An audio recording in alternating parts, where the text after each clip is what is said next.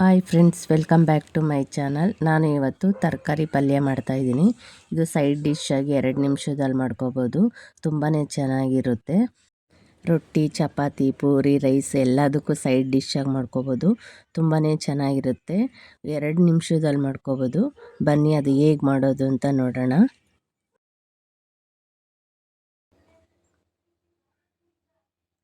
ಒಂದು 1/4 ಸ್ಪೂನಷ್ಟು ಜೀರಿಗೆ ಒಗ್ಗರಣೆಗೆ, 1 ಸ್ಪೂನಷ್ಟು ಶುಂಠಿ ಬೆಳ್ಳುಳ್ಳಿ ಪೇಸ್ಟು, ಇದನ್ನು ಫ್ರೈ ಮಾಡ್ಕೊಳ್ತಿದ್ದೀನಿ. ಸ್ವಲ್ಪ ಕರಿಬೇವು, 1 ಈರುಳ್ಳಿ ತೊಗೊಂಡಿದ್ದೀನಿ, ಸಣ್ಣದಾಗಿ ಹೆಚ್ಕೊಂಡು ಹಾಕ್ಕೊಳ್ತಿದ್ದೀನಿ. ನೀವು ಯಾವುದೇ ತರಕಾರಿ ತೊಗೋಬೋದು. ನಾನು 3 ಥರ ತರಕಾರಿನ ಹಾಕ್ಕೊಂಡು ಫ್ರೈ ಮಾಡ್ಕೊಳ್ತಿದ್ದೀನಿ. ಇದಕ್ಕೆ 1 ಟೊಮೆಟೊ ಹಾಕ್ಕೊಳ್ತಿದ್ದೀನಿ. ನಾವು ಪಲ್ಯ ಜಾಸ್ತಿ ಮಾಡಿದಾಗ ಜಾಸ್ತಿ ಹಾಕ್ಕೋಬೇಕು. ನಾನು ಸ್ವಲ್ಪನೇ ಮಾಡ್ತಾ ಇರೋದು. ಈಗ ರುಚಿಗೆ ತಕ್ಕಷ್ಟು ಉಪ್ಪು ಹಾಕ್ಕೊಳ್ತಿದ್ದೀನಿ.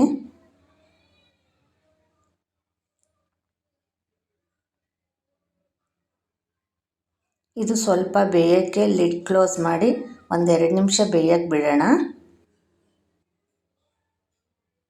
ಈಗ ನೋಡಿ, ಚೆನ್ನಾಗಿ ಸಾಫ್ಟಾಗಿ ಬೆಂದಿದೆ.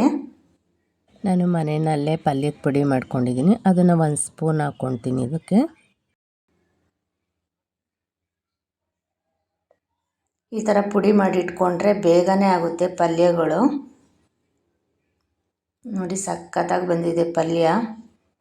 ತುಂಬ ಟೇಸ್ಟಿಯಾಗಿದೆ.